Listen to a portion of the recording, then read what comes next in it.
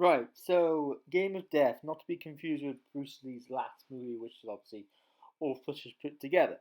It is a film starring Wesley Snipes, and I was quite actually looking forward to this. Like, oh, Wesley Snipes, because he'd been incarcerated for 3 years, and now he's getting back into the saddle, doing action films. But apparently, this was actually made before he got incarcerated. Um, but here's the thing, just so you know, it's not very good. It starts off actually quite good for like half the running time, and then it just completely loses it and is so dull. And I started getting so bored. It's just like watching paint dry. I mean, it's just and I really like Wesley Snipes, and that's the shameful thing about this film. It's a shame. I mean, the plot gets so complicated and ridiculous and stupid, and then you start thinking, oh, why didn't you do that? Why don't you do this? It doesn't really make any sense.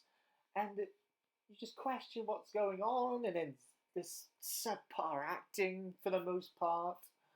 Um, Zoe Bell, well, uh, she's not really much of an actress, is she? I mean, Tarantino just put her in the Hateful Eight for 5 minutes to kill her off. So, I mean, is that trying to sort of say something that, oh, Zoe, you do stunts, all right, but I don't want you to be in my movie.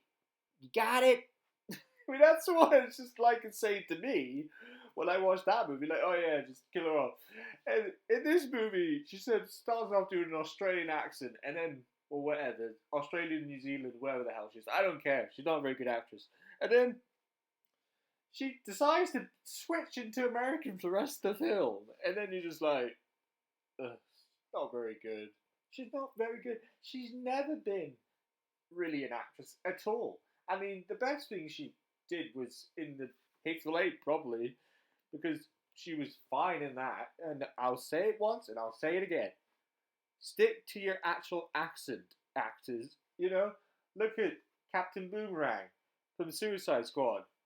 Jai Courtney, who generally isn't really great in terms of acting, a lot better in that because he uses actual accent. Tim Roth from Reservoir Dogs. And again, Zoe Bell in The Hateful Eight. And she doesn't do some stupid American accent that she can't really do very well. And it's really funny how all these straight to video films have the same format and formula, and it gets really stupid and repetitive when you get more into it, like after the second half where it just fell apart, like I've already said. You're like, oh, it just uses all the same similar style and the beats, and it used footage again and again you've already seen. And it's just like, what's the point? I mean, this is just like when you watch a Steven Seagal movie. At the beginning you see stuff that's in the credits, opening credits, whatever, and then you see it again later on in the movie because they reuse the footage because they don't have a lot of money. And it just seems like a bit of a joke, really. But are they just taking the piss? I mean, I just don't get it, and I don't even know who the director is of this, but I don't really care, to be honest. I mean, some of the camera work gets a bit shoddy, and the editing's not really that great, even when the movie was somewhat entertaining me, despite some of the things that weren't really working, like Zoe Bell, um, and some of the subpar acting. Some of the acting's fine, but quite a bit of it isn't really even adequate. Snipes is fine, but I think the plot just got too complicated. If they just stuck to what it's supposed to be, perhaps it would have been fine. But as it stands, it's a disappointment. I mean, I even think the first three Expendable movies we've already had are so much better than this.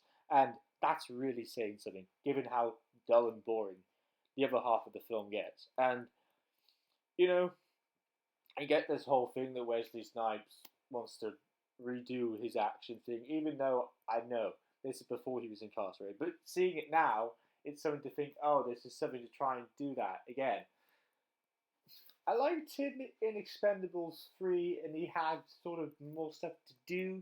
In this film, he's fine, but it's kind of more the same. and what we've seen before, and I don't think it really utilizes them that well.